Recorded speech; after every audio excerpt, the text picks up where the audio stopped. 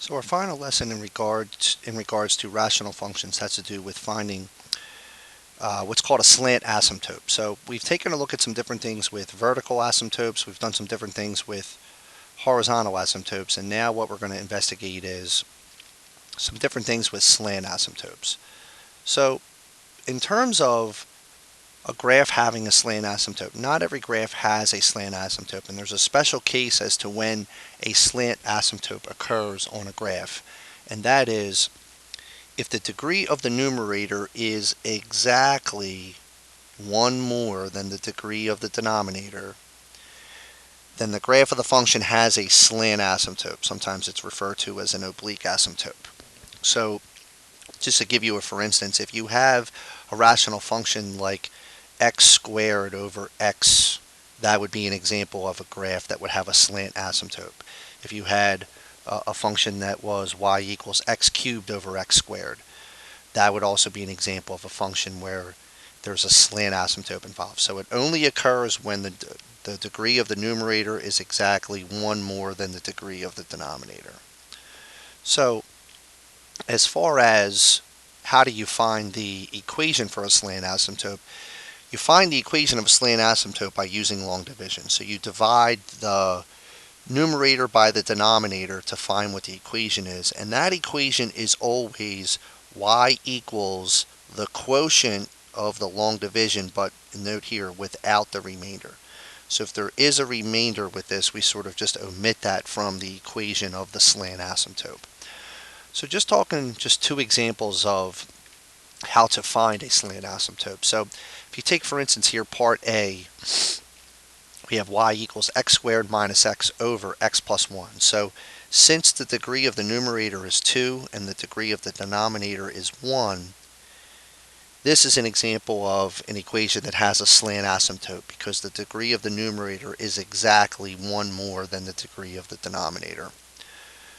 So I'm going to use long division to find what the equation is here. So to do that, I'm going to take first the denominator, and I'm going to divide that into the numerator.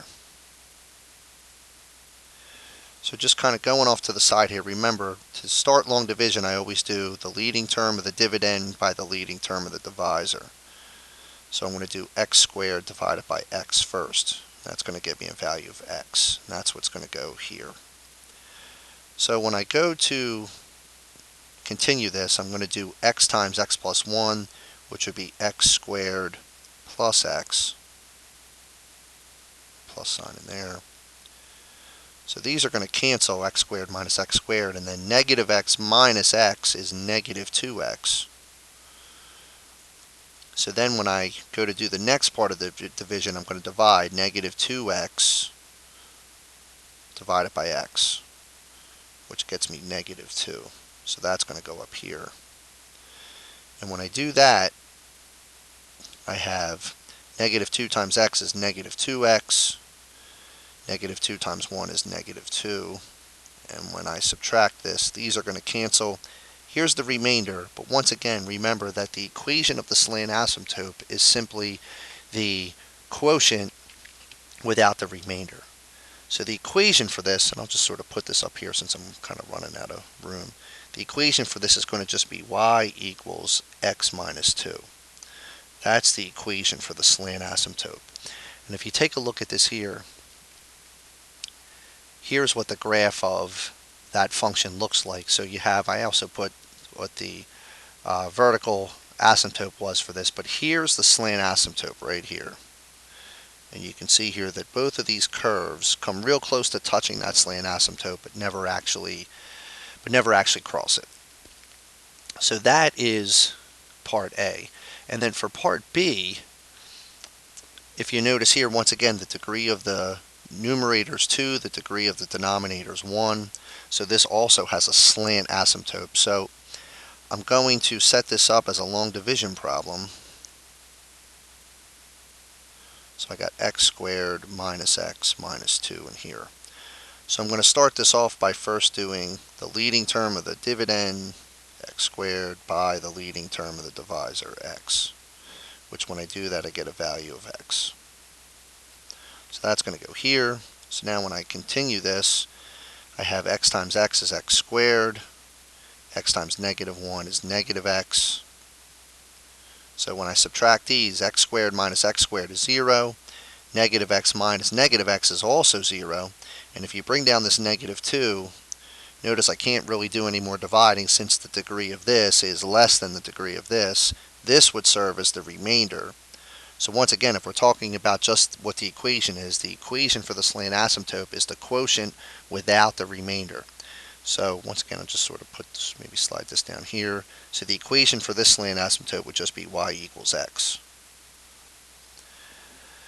So as far as what that would look like on the graph, if you notice, here's the slant asymptote for this, and here are the two curves that kind of go with those graphs. And if you notice once again that these two curves will not cross this line right here. Come real close but never actually touch it.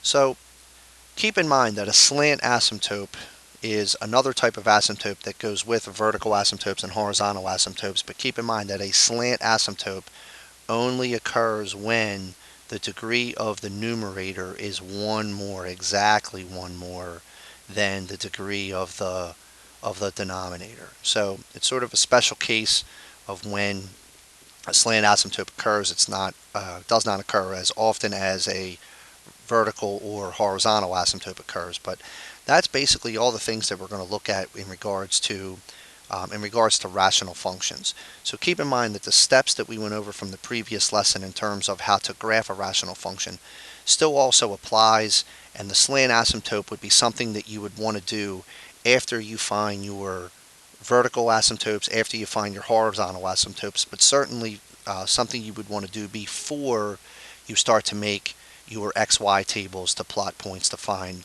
what the curves on the graph are going to look like.